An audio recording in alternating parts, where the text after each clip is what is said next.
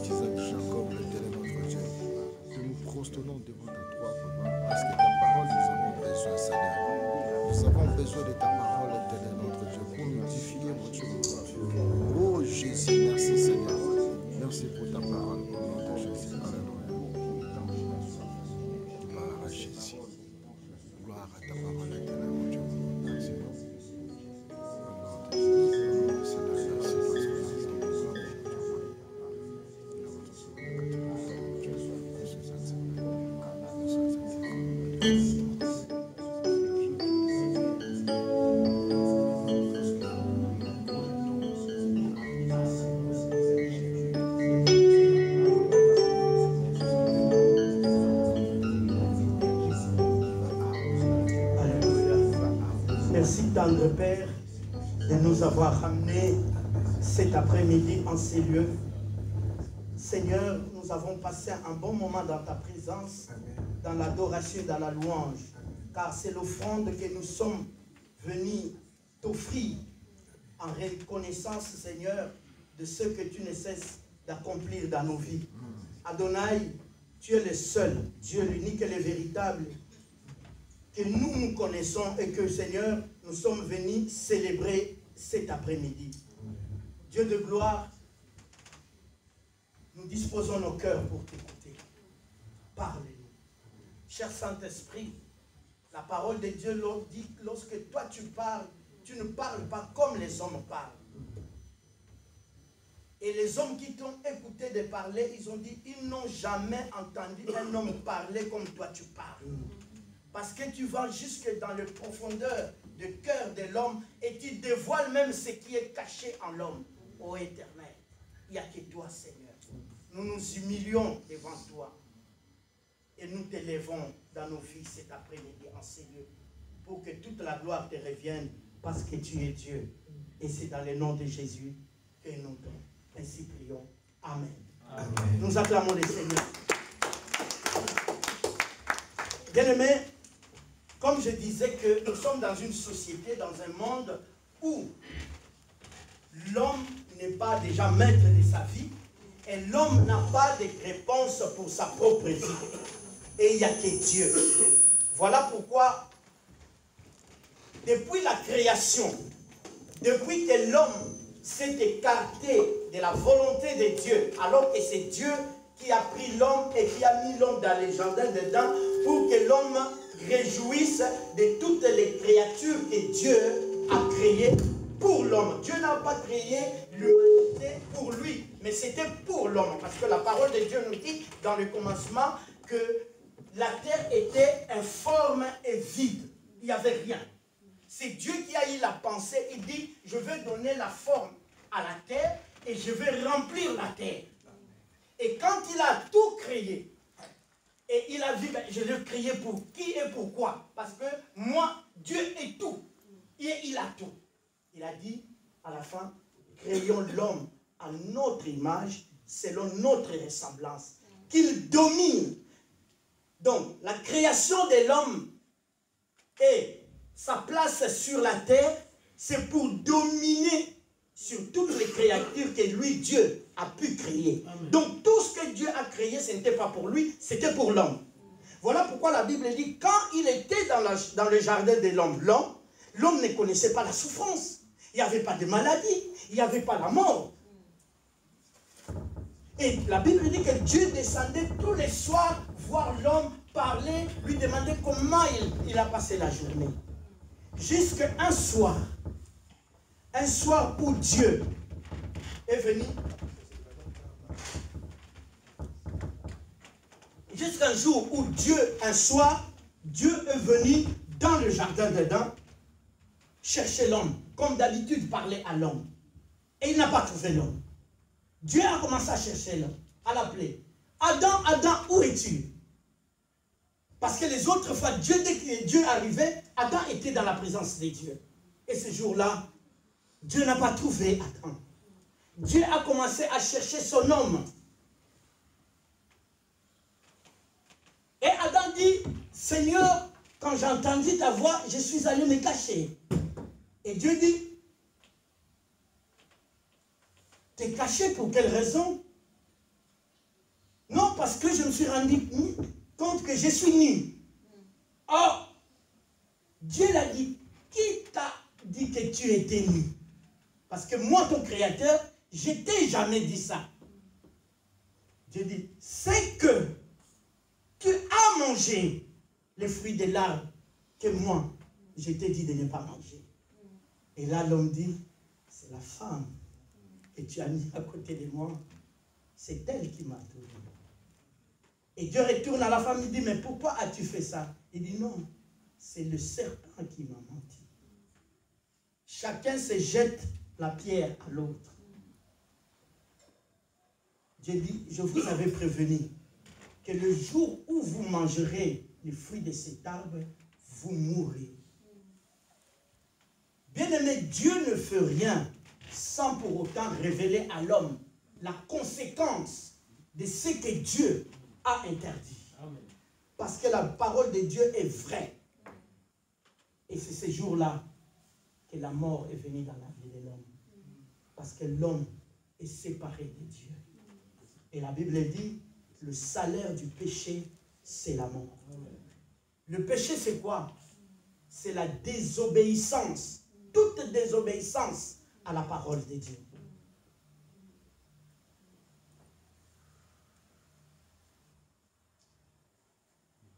Et l'homme a pris les feuilles des arbres pour se couvrir de sa nudité. Mais regardez l'amour de Dieu. malgré que l'homme a fait du mal à Dieu, mais Dieu est allé prendre un agneau, tuer cet agneau, prendre la peau de cet agneau et venir couvrir l'homme. Ça, c'est l'amour de Dieu. Amen. Ça veut dire que quoi que le mal est là, mais Dieu exerce toujours son amour pour l'homme. Vous savez la raison? Parce que c'est lui. Il a créé l'homme à son image. L'homme est l'image de Dieu. L'homme est la ressemblance de Dieu. Et Dieu dit que bon, cet homme que j'ai créé, malgré que l'homme a été chassé du jardin d'Éden et que Dieu maintenant a mis les chérubins pour protéger maintenant l'arbre de la vie éternelle. Parce que si Dieu laissait accès à l'homme d'aller encore manger le fruit de l'arbre de la vie éternelle sans que la miséricorde de Dieu descende dans la vie de l'homme, l'homme mourrait dans son péché éternellement. Et Dieu est allé protéger cet arbre, se disant, je sais à quel moment je mettrai maintenant cet arbre, enfin le fruit de cet arbre, à la portée de l'homme, pour que l'homme mange ce fruit et l'homme soit sauvé de son péché. Et c'est l'arbre de la vie éternelle, c'était la préfiguration de Jésus-Christ qui devrait venir justement mourir à la croix pour tes péchés et pour mes péchés. Alléluia. Amen. Voilà pourquoi quand le temps de Dieu était arrivé, la parole de Dieu dit, dans la prophétie dans les livres d'Ésaïe, un enfant vous est né, un fils vous est donné, et la domination reposera sur ses épaules. Il dit que le pays qui vivait dans l'ombre de la mort, dans le livre d'Ésaïe, ils ont vu la lumière qui est venue les éclairer. Et cette lumière, c'était Jésus. Amen. Il est venu racheter, il est venu te racheter, me racheter. La Bible dit que le peuple qui était assis dans les ténèbres, ils ont vu la lumière qui est venue. Il dit, un enfant vous est né, un fils vous est donné, et la domination reposera sur ses épaules. On l'appellera admirable, conseiller, Dieu tout-puissant, Père éternel, prince de la paix. Jésus. Il est venu maintenant pour te donner la vie, pour me donner la vie. Et quand il est venu, il a dit, le Fils de l'homme n'est pas venu pour juger ni condamner, mais il est venu pour sauver. Voilà pourquoi nous connaissons l'histoire, ceux qui lisent la Bible. On l'a amené, la femme qu'on avait attrapée d'adultère. Jésus a dit à ces gens qui est venu accuser cette femme, c'est lui qui n'a jamais péché, qui jette la première pierre à cette femme. Personne ne l'a fait. Et Jésus dit à la femme, moi aussi, je ne te condamne pas. Va, mais ne le fais pas. Les gens refusaient Zachée. Nous connaissons qui était le publicain. Et quand Jésus est allé, il dit, mais il se prétend dire qu'il est enfant de Dieu. Comment il peut aller dans la maison cet homme qui nous fait tellement du mal, c'est un pécheur, Zachée. Jésus dit non, c'est aussi un fils d'Abraham. Le Fils de l'homme est venu pour de tels gens, bien-aimés dans le Seigneur. Nous sommes en train de nous éloigner de Dieu et nous nous faisons mal pour rien. Jésus n'est pas venu pour juger les gens ni condamner. C'est nous les hommes. Aujourd'hui, c'est vrai. Nous suivons tellement dans les réseaux sociaux des prédicateurs avec leurs prêches qui ne se posent qu'à condamner les gens. Si une personne qui était habile à condamner les pécheurs, ça allait être Jésus. Nous avons tous nos Bibles. Lisez un passage et montrez-moi où Jésus a condamné un pécheur. Jésus était dur contre les pharisiens. Parce que les pharisiens, ils croyaient connaître la parole de Dieu. Ils étaient assis dans ce qu'on les enseignait dans les synagogues. Et quand Jésus est venu avec la parole de la grâce, c'est la faveur de Dieu. La grâce, on ne fait aucun effort avec la grâce. La grâce ne juge pas, la grâce ne condamne pas. La grâce nous donne la faveur à accéder dans le plan de Dieu. Amen. Mais la loi, c'est la loi qui condamne. La loi dit, il faut respecter ou obéir à tous les 10 commandements que Dieu avait donnés à Moïse au mont de Sinaï pour être sauvé ou pour être agréable à Dieu.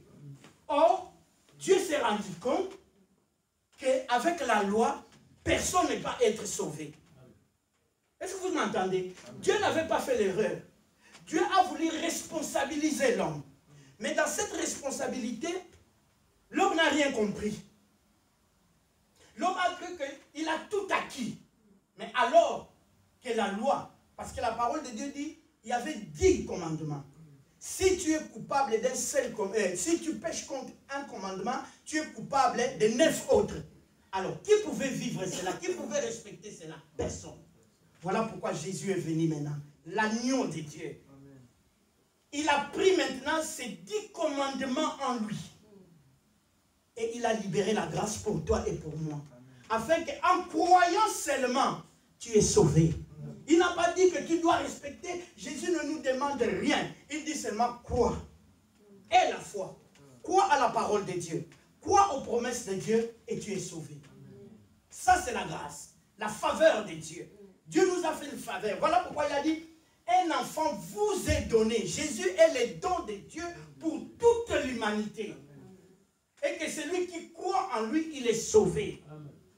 Parce que sur la croix, il a pris toutes nos infirmités, il a tous nos péchés, il a toutes nos iniquités, nos faiblesses, nos manquements, nos impuretés, il a pris cela. Il s'est fait malédiction pour que nous devenions bénédiction. Et sur la croix, c'est là où il a dit, tout est accompli. Il a tout accompli. Que l'ennemi ne te trompe pas.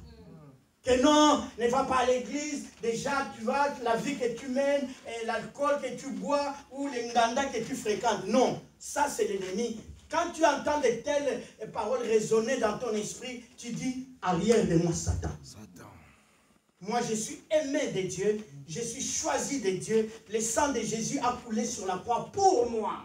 Jésus est mort pour moi.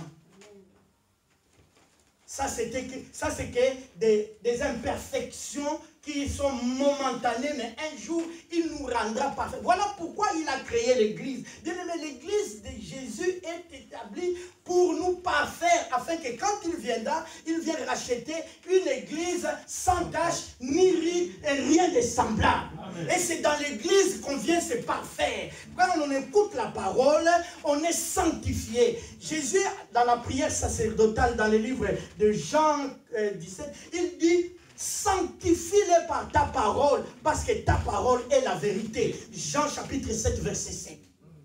Sanctifie-les. Jésus a dit, je me suis sanctifié moi-même pour eux. Donc la sanctification, Jésus l'a fait à la croix. Amen. Pour son église. Maintenant, c'est pourquoi il a dit, je bâtirai mon église. Alors qu'il pouvait dire à ses disciples, il les a enseignés. Il dit, entrez maintenant dans les temples, entrez dans les synagogues, prêchez la parole. Mais il a dit non. Laissez que les temples soient là. Les temples soient là, les synagogues soient là. Mais moi, Jésus, je bâtirai mon église. Mon église à moi, Jésus, doit être différente de leur temple et de leur synagogue. Et ceux qui sont appelés à être dans l'église de Jésus, ce ne sont pas les gens qui sont saints, qui sont parfaits, non. C'est des abominables comme toi et moi que Jésus ramasse dans la rue et les ramène dans son église et écoute la parole du salut et il se sanctifie au travers de cette parole de Jésus. Amen. Amen. Alléluia. Amen. Eh oui. Voilà pourquoi Jésus courait que derrière des misérables, des gens qu'on rejetait, des gens qu'on méprisait. Jésus allait vers eux.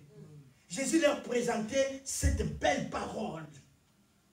Il dit, si tu crois, tu seras sauvé.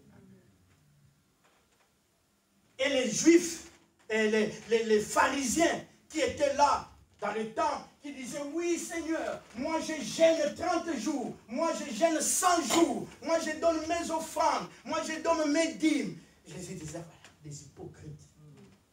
Devant Dieu, tu te crois savoir alors que tu ne connais rien. Mais fais-toi petit devant Jésus et lui il t'élèvera. Amen. Fais-toi petit devant Jésus. Il y a des dimanches, je parlais à l'église. Il y a des disciples de Jésus, des apôtres sont venus un jour demander à Jésus, qui parmi nous sera le plus grand de tous? Jésus leur dit non. Ça, c'est dans le monde qu'on cherche à être au-dessus de tout le monde. Mais vous, soyez des serviteurs. Celui qui sait, c'est celui-là qui est grand que les autres. Il dit, regardez-moi que vous appelez Seigneur et Maître. Au milieu de vous, je suis qui? C'est moi qui vous sers. Je vous lave même les pieds. Je vous donne à manger. Je prie pour vous. Alors que c'est vous qui devez le faire pour moi. Alors, si moi je le fais pour vous, faites aussi ça pour vous. Comme ça, au moins, dans mon royaume, vous êtes les plus grands. Ne cherchez pas la grandeur dans ce monde. Amen. Peuple de Dieu, humilions-nous. Soyons des serviteurs de Dieu dans la maison de Dieu. En fait, servir Dieu, c'est être au service de son prochain. Amen. Il y a une parole qui nous dit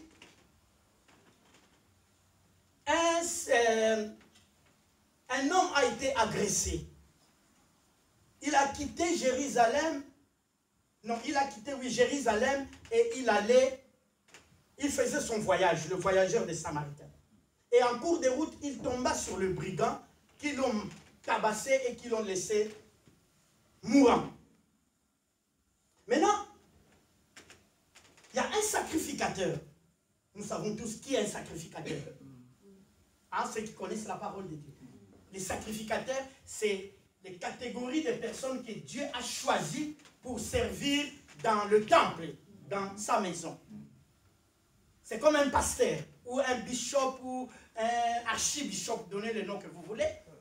Maintenant est venu à trouver cet homme à l'agonie. Il est passé outre. Il dit, ça c'est pas mon problème. Il est passé. Un lévite, toujours dans la catégorie des serviteurs, lui aussi est venu, il a trouvé cet homme en train d'agonie. Il a dit, ça c'est pas mon problème. Il est passé. Maintenant, un Samaritain, qui venait aussi de Jérusalem, dans son voyage, il vient, il retrouve cet homme. La Bible dit, il s'arrêta. Il prit cet homme, il prend soin de lui, il banda ses plaies, lui a donné à manger, il a pris, il a mis sur sa monture, sur son cheval, il l'a amené jusqu'à l'hôtel qui est à côté. Il a dit à l'hôtelier, prends soin de cet homme-là. Moi, je fais ce que je pouvais faire. Mais je continue mon voyage. Maintenant, après tout ce que tu prends, tu dépenseras pour cet homme. Quand je reviendrai, tu me donneras la facture et je te rembourserai. Mais s'il te plaît, prends mon soin de cet homme. Maintenant, Jésus se retourna chez ses disciples. Il dit, qui est le plus proche de cet homme? Parce que la question était, qui est mon prochain? Cet homme qui voulait savoir à Jésus pour accéder dans le royaume, qu'est-ce qu'il devrait faire? Jésus dit, qu'est-ce que tu lis dans la parole de Dieu? Et cet homme dit que non, si tu respectes les 10 commandements. Ça, c'était à la loi. Et Jésus dit, ce que tu as lu, applique ça pour que tu rentres. Cet homme dit, mais depuis mon enfance, je le fais. Jésus lui dit, bon, va, vends tout ce que tu as, et cet argent que tu gagneras, donne ça à ton prochain. Et c'est là où la personne a dit, qui est mon prochain? J'ai dit, qui est ton prochain? Et c'est Jésus qui lui a donné maintenant cette illustration de la parole. Vous voyez que je vous ai dit que toute question de l'homme est dans la parole. La réponse est dans la parole de Dieu. Amen. Et c'est là où maintenant, à la fin, cet homme dit, mais Jésus lui pose, maintenant de ces 3 hommes, donc le sacrificateur, le lévite et le samaritain, qui était le plus proche de cet homme qui a été agressé? Il dit, mais les samaritains. Et Jésus lui dit, va, toi aussi, fais le même. Donc, ça veut dire que servir Dieu, c'est être au service de son prochain. Mais aujourd'hui, qu'est-ce que nous disons? Nous sommes des serviteurs de Dieu, mais nous voulons que le peuple vienne nous servir. Nous sommes là avec des grosses chaises, des trônes là, devant, et les hommes qui viennent nous essuyer des chaussures, nous parfumer, et c'est là où on se dit, nous sommes... Non, non. Un vrai serviteur, c'est celui qui est au service du peuple de Dieu. Amen. Vous nous écoutez? Alléluia. Amen. C'est là que tu peux te dire, je suis serviteur de Dieu. C'est ce que Jésus a dit. Moi que vous m'appelez maître, mais c'est moi qui vous lave les pieds. Alors que je pouvais donner mes pieds, c'est à vous de vous laver. Et quand Jésus l'a fait, dit, si je vous ai fait, vous aussi, faites-les demain. Et ça, c'est notre propre. Lisons 1 Timothée. Ah, Seigneur Jésus, aide-nous les premiers.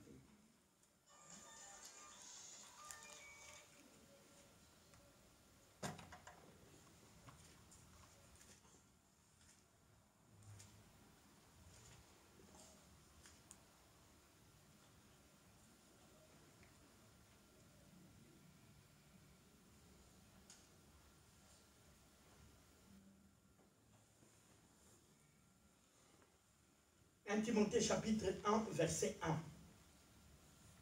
Papa José, tu peux lire. 1 Timothée 1, 1.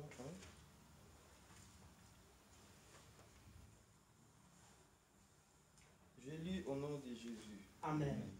Paul, apôtre de Jésus-Christ, par ordre de Dieu notre Sauveur et de Jésus-Christ notre espérance. À Timothée, mon enfant. Non, juste là. Recommence. Paul, apôtre de Jésus-Christ, par ordre de Dieu, notre Sauveur, et de Jésus-Christ, notre espérance. Jésus-Christ, notre espérance. C'est ça. Les thèmes de notre exhortation. Il me restait 15 minutes et je termine. Jésus, notre espérance. Cet après-midi, tu dois te dire ou tu dois confesser que Jésus est mon espérance. Tu dois prendre dans ta vie Jésus comme ton espérance. Parce que c'est lui qui détient toute réponse à tes questions. C'est lui qui a la solution à tous tes problèmes. Parce qu'il est venu pour te porter la parole de la vie. Pas une condamnation. Mais il est venu te donner la vie que tu n'as pas. Nous avons écouté notre bien-aimé qui a présidé ce qu'il a dit. Il croyait, quand il voyait des couples et les enfants, disaient, ah, ils ont une belle vie. Non, la vraie vie est en Jésus. Hébreux chapitre 6, verset 16 à 20.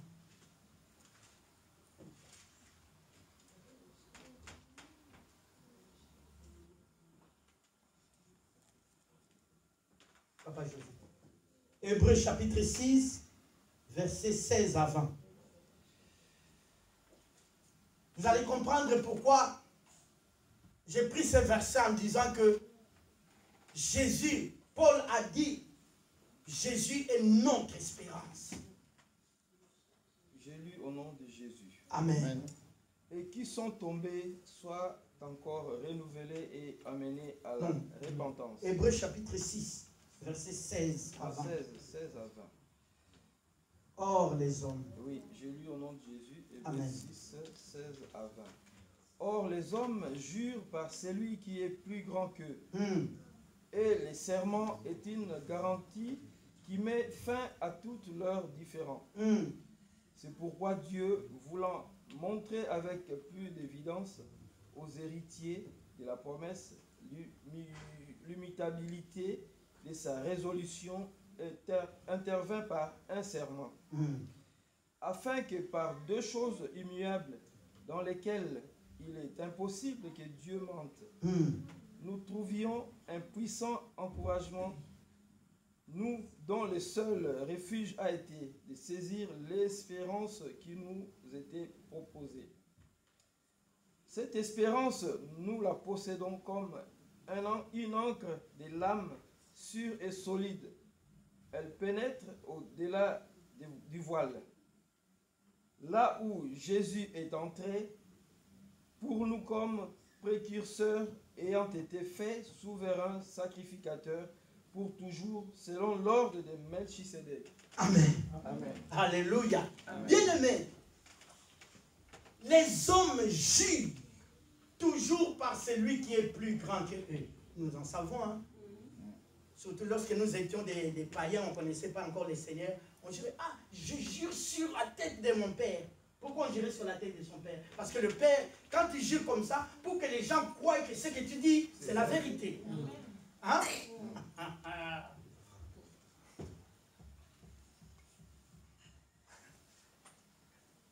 Mais Dieu n'a pas besoin de jurer sur celui qui est plus grand que lui. Parce que c'est lui-même qui est au-dessus de tout. Néanmoins, la parole de Dieu dit, il y a des choses là où que Dieu ne peut jamais mentir. En lui, il n'y a aucun mensonge. Tout ce qui sort dans la bouche de Dieu est la vérité. Et ça finit toujours par s'accomplir. Amen. Est-ce qu'on pourrait acclamer le Seigneur? Amen. Ne soyez pas tristes. Soyez dans la joie parce que Dieu veut que aujourd'hui tu lui prennes comme ton espérance. Peu n'importe ce qui peut t'arriver, peu n'importe la situation qui peut venir maintenant, sache que Jésus est ton espérance. Voilà pourquoi Dieu l'a pris. Dieu l'a envoyé au milieu de nous. Il est venu comme notre précurseur. C'est lui qui vient avant pour annoncer quelque chose. Et lui, il est venu nous annoncer la promesse d'héritage du royaume. Sinon, Jésus ne serait pas là. Aujourd'hui, la parole de Dieu dit qu'il est assis à la droite du Père et il intercède en notre faveur pour que tu ne chutes pas, pour que tu ne tombes pas, pour que tu ne t'éloignes pas de Dieu, que tu sois toujours, peu importe les vents, les tempêtes qui peuvent venir surgir dans ta vie, que tu restes ferme dans ta foi. Hein? Voilà pourquoi Paul dit que Jésus, mon espérance. Mais ils ont été maltraités. Vous savez de quelle mort que Paul est mort? Qui le sait? C'est écrit dans la parole de Dieu. Il est mort comme son Seigneur Jésus sur la croix. Mais il a dit non. Sinon je serai semblable à Jésus. Tournez-moi. La tête en bas, les pieds en haut. Mais sur une croix. Mais renversé. C'est comme ça que Paul et Pierre est mort. Pierre est mort. Alléluia. Amen. C'est des hommes qui ont apporté l'évangile, mais ils ont souffert dans l'évangile. Mais ils n'ont pas lâché aussi à évangéliser, à parler de Jésus. Amen. Et aujourd'hui, ils se réjouissent dans la gloire du Père. Amen. Leur couronne leur a été. Voilà pourquoi nous voulons rendre grâce à Dieu pour la force qu'il renouvelle en nous et la foi qu'il nous a donnée, que cette foi ne s'était fait point. Nous savons que la parole de Dieu a dit que dans les derniers jours, beaucoup vont abandonner la foi. Ils vont s'attacher à des esprits séducteurs. Mais la parole de Dieu me dit que Jésus qui est venu, et Dieu l'a établi comme souverain sacrificateur selon l'ordre de Melchisédek. Melchisédek, c'était la préfiguration de Jésus. On ne connaît pas l'origine de Melchisédek. On ne connaît ni son père, ni sa mère, et d'où qu'il sortait. Mais en réalité, il a existé. Voilà pourquoi il est le premier homme que Abraham est allé donner la dîme. Après avoir vaincu des rois. Et quand il est venu, cet homme Melchisédek s'est présenté devant Abraham. Et Abraham lui a donné la dîme. Cet Abraham, cet Melchisédek, c'est Jésus. Amen. Mais à l'époque, on ne savait pas d'où il sortait. Et Jésus, c'est Dieu.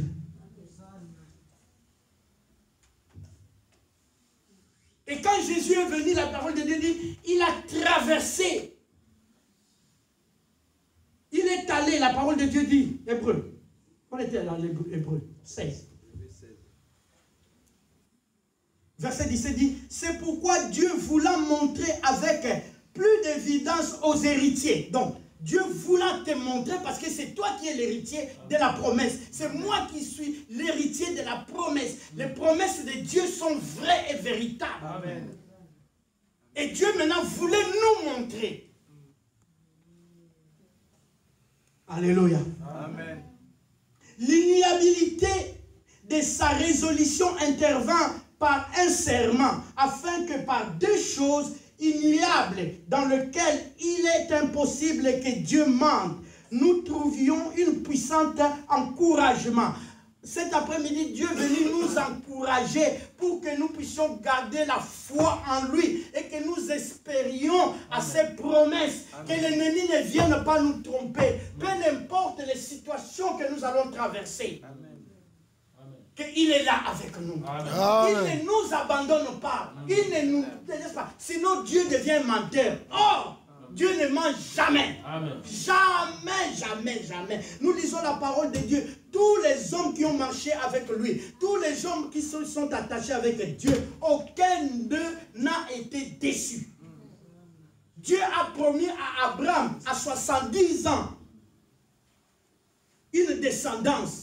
30 ans après, bien aimé, 30 ans, des fois nous ne calculons pas, 30 ans, à 100 ans, Dieu l'a honoré. Amen. Il lui a donné le fils promis, Isaac.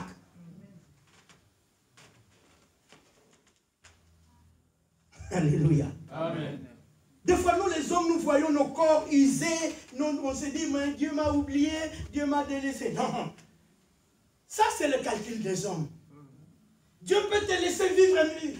Quand nous lisons la parole de Dieu, il y a des hommes dans l'Ancien Testament qui ont vécu pendant 600 ans, 800 ans. Mais posez-moi la question, comment ils vivaient? Avec quel corps ils possédaient? Vivre pendant 500 ans. Waouh! Ça, c'est Dieu. Nous voyons le temps passer, mais Dieu ne voit pas. La parole de Dieu nous dit, un jour pour Dieu est comme 1000 ans, et 1000 ans pour Dieu est comme un jour. Si la promesse a été faite, je ne sais pas, 15 ans, 20 ans ou 30 ans, mais pour Dieu, ce n'est même pas encore des secondes. Si on calcule selon le calcul de Dieu. Hein, Papa Jérémie? Mais nous, les gens, on voyait à Tango et l'équipe. Voilà pourquoi les chrétiens ne sont pas stables. Ils changent d'église en église. Il va dans cette église, il fait 5 ans, il voit qu'il n'y a pas de réponse. Il change d'autre église. Mais bien aimé, c'est le même Dieu. C'est le même Dieu. Que tu quittes Christ Sauveur du monde, que tu pars à Man caché, je ne sais pas où, à Maranatha. C'est le même Dieu. Si tu n'as pas respecté le Dieu qui est à Christ Sauveur du monde, ce n'est pas à Maranatha que Dieu va te bénir. Respecte au moins la parole de Dieu. Amen. Sois attaché au moins à la parole de Dieu. Amen. Reste stable et en attendant la promesse que Dieu t'a faite, parce que Habakkuk dit, ça s'accomplira certainement. Mais toi, à ce moment de l'attente, à l'accomplissement de ta promesse, sois dans la présence de Dieu. Amen. Sers Dieu, adore Dieu, glorifie Dieu. Et tu verras un jour la promesse s'accomplir. C'est ce que l'ange a dit à Marie. Hein? Marie a dit, mais comment cela va se passer? Est-ce que c'est ton problème? Dieu t'a dit quoi seulement? Et tu seras enceinte. Un fils va naître. Et il lui a dit, regarde, ta parente, Élisabeth, malgré sa vieillesse, elle est aussi enceinte. Hein? Marie a dit, bon, je ne savais pas. Mais comment tu vas le savoir? Tu es dans les pensées de Dieu. C'est que tu attends. Tu sais, si ça a déjà commencé à se concrétiser, Dieu est Dieu, il ne viendra pas te le dire. Les choses de Dieu, c'est mystérieux. Voilà pourquoi, des fois, nous ne comprenons pas comment Dieu agit, comment Dieu travaille, comment Dieu fait des choses. Mais ce qu'il nous demande, soyons seulement dans sa présence, en train de l'adorer, en train de le magnifier. Alléluia. Amen. Cette espérance, nous la possédons comme une encre de l'âme. L'encre, là où, quand on écrit la parole, nous disons dans le monde que les paroles s'en vont, mais les écrits, hein? Tu dis une parole, ça s'en va. Quand tu viens là me dire, qu'est-ce qui prouve que tu as? Même dans le tribunal, on dit, s'il n'y a pas de preuve, toutes les paroles sont... Mais quand cela est écrit, Voilà pourquoi les promesses de Dieu, Dieu l'écrit dans nos âmes en employant l'encre qu'il lui-même utilise. Alléluia. Pour que nous ne perdions pas l'espérance par des choses que Dieu ne peut pas nous mentir. La Bible dit que cette espérance, nous la possédons comme une encre de l'âme sûre, solide et pénètre au-delà du voile. La parole de Dieu nous dit que dans le temple de Dieu, il y avait 3 parties, nous connaissons le parvis, le lieu saint et le lieu très saint. Même les sacrificateurs, pour aller plaider les causes des enfants d'Israël, ils entraient que dans le lieu saint. Ils ne pouvaient pas aller dans le lieu très saint. Le lieu très saint, c'est où la gloire de Dieu demeurait. Personne ne pouvait y entrer. Les sacrificateurs, ils s'arrêtaient qu'au lieu saint. Et pour y entrer, il fallait une purification d'une année entière. 12 mois, tu te purifies pour aller entrer dans ces lieux-là.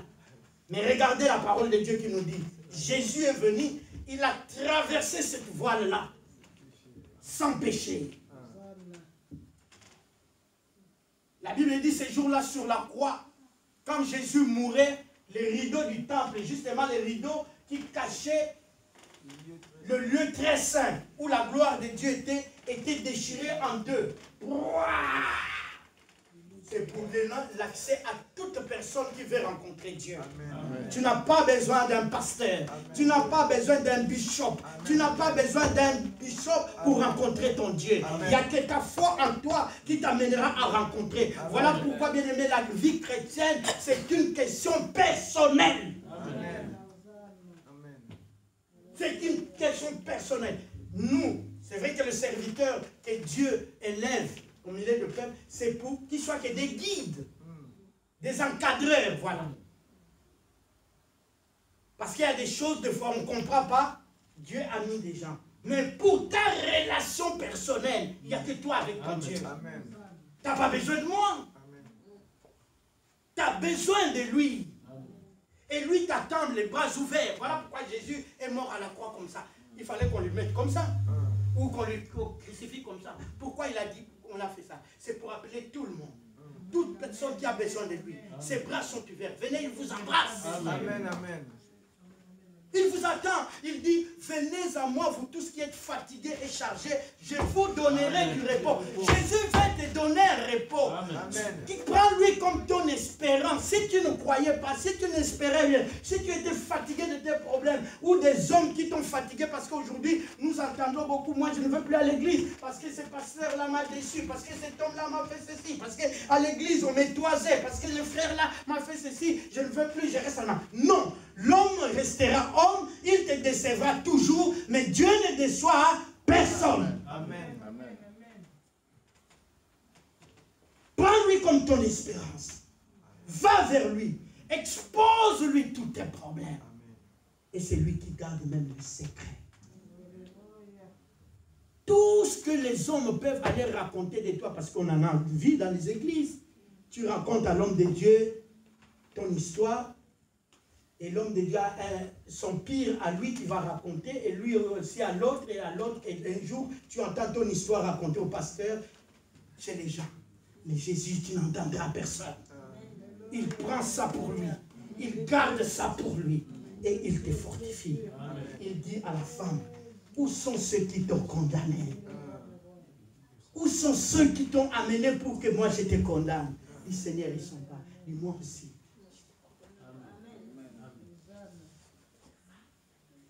Amen.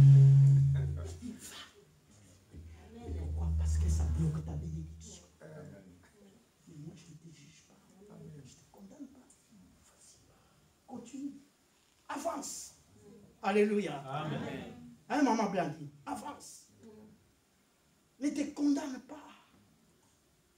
Il a dit, si Dieu est pour nous, qui sera contre nous? Amen. Si lui est pour nous, Bien-aimé dans le Seigneur. Si Dieu est pour toi, Amen. personne ne sera contre toi. Même les sorciers du monde entier se réunissaient. Même les marabouts du monde entier. Alléluia. Jésus a dit, tout ce que mon Père m'a donné, que je Alléluia. tiens dans mes mains, personne ne peut les arracher. Amen. Personne. Amen. Car cette parole est la vérité, mes bien-aimés. Amen. Amen. Quand il te tient dans ses mains, tu peux dormir tranquille. Amen. Ronfler même la nuit. Alléluia. Tu ne feras jamais de cauchemar. Parce qu'il est là, il veille sur toi. Alléluia. Molingani malam. Jésus, ami fidèle. Ce n'est pas parce que c'est écrit dans la parole. C'est parce que nous vivons cela. Amen, amen, amen. Frère, ne laisse pas passer ton temps pour rien. Dans le monde, il n'y a rien. Des amis avec qui la famille que nous nous accrochons tout le temps, c'est mon frère, c'est ma soeur, c'est ma famille, tout ça. Demain, ce sont eux qui vont te décevoir. Les jours où tu feras quelque chose qui ne leur plaira pas, tu deviens la plus mauvaise ou le plus mauvais. Ils vont oublier tous les bons moments que vous avez passés. Ils vont te dire, écoute, ouais. Mais Jésus est toujours là. Amen. Quand les hommes nous abandonnent, quand le monde nous abandonne, mais lui, l'ami fidèle, est toujours là. Alléluia. Amen. Jésus, ton espérance. On lit le dernier verset et puis on va prier. On finit notre culte. Des Thessaloniciens.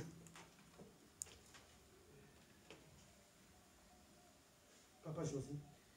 2 Thessaloniciens.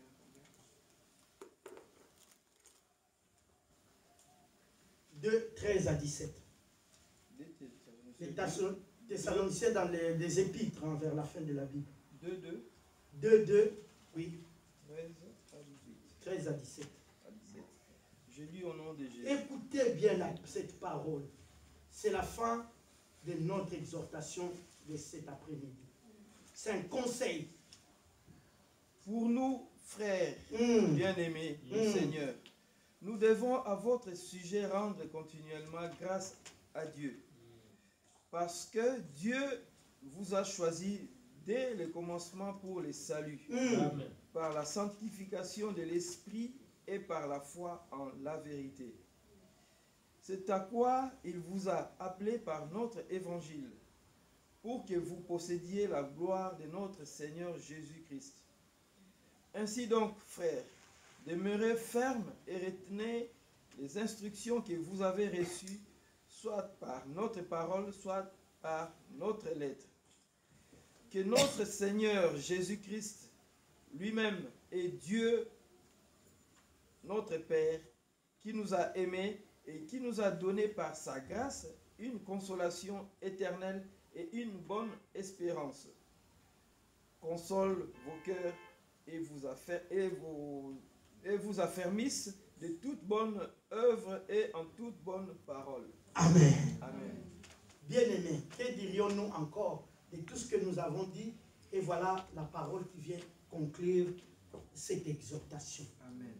Pour vous, frères, pour toi, frère, pour toi, ma soeur, bien-aimés du Seigneur, nous devons à votre sujet rendre continuelle grâce à Dieu. Maman Blandine et Papa Jérémie, nous devons, et mes frères qui sont là, nous devons continuellement rendre grâce à Dieu pour tout ce que nous venons de traverser. Parce que Dieu est fidèle et sa parole est la vérité. On l'appelle le Dieu de notre consolation. Notre enfant, notre frère pour le frère et notre ami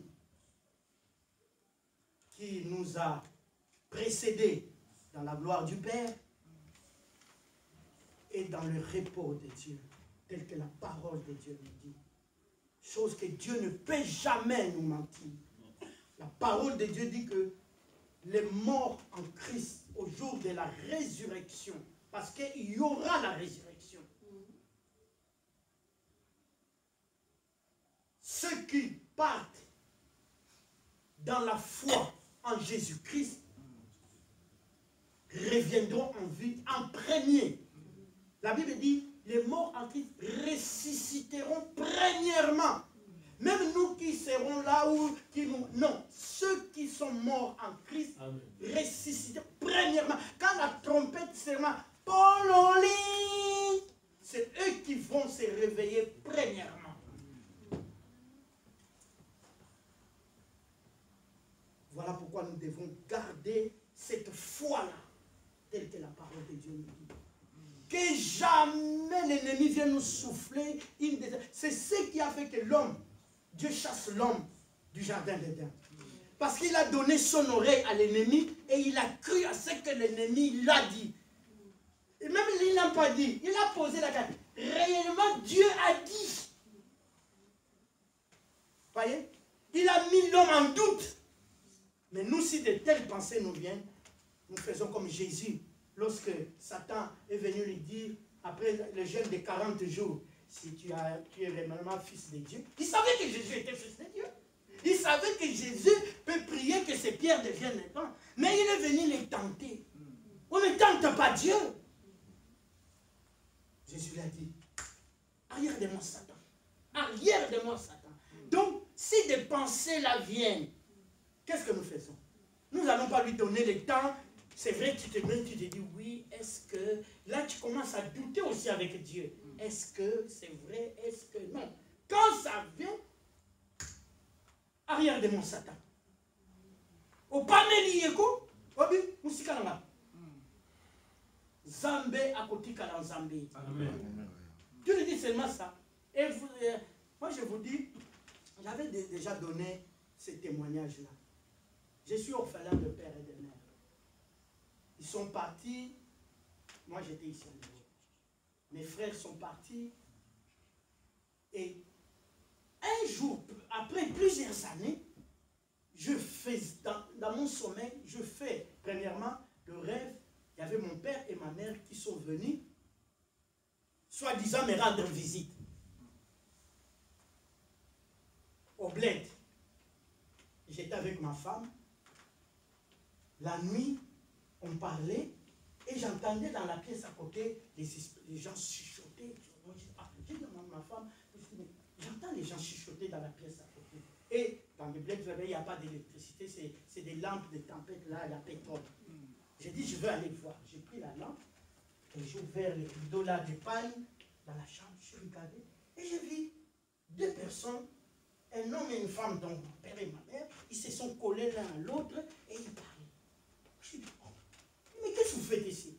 Oh non, papa, nous sommes venus te voir. Hein? Mais voir moi?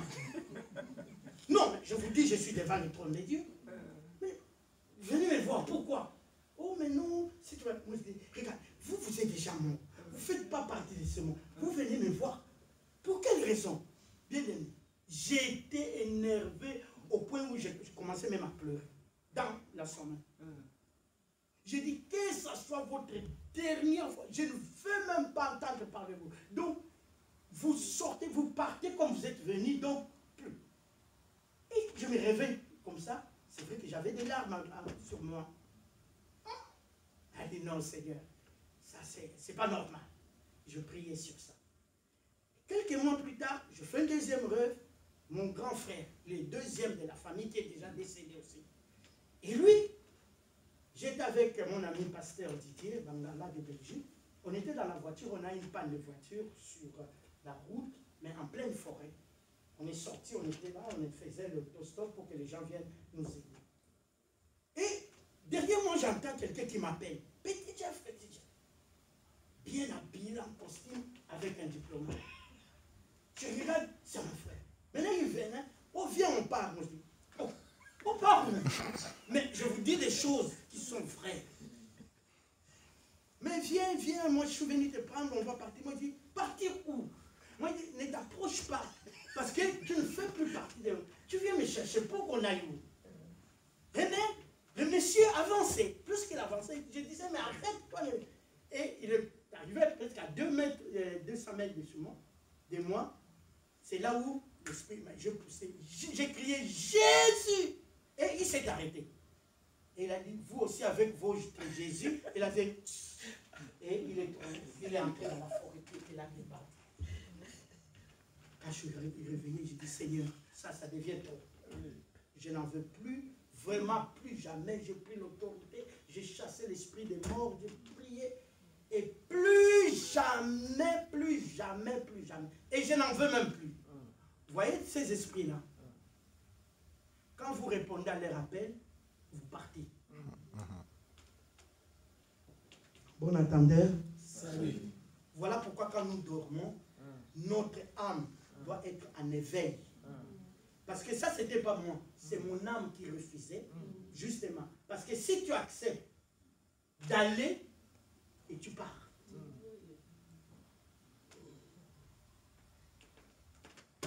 Que le Dieu de notre espérance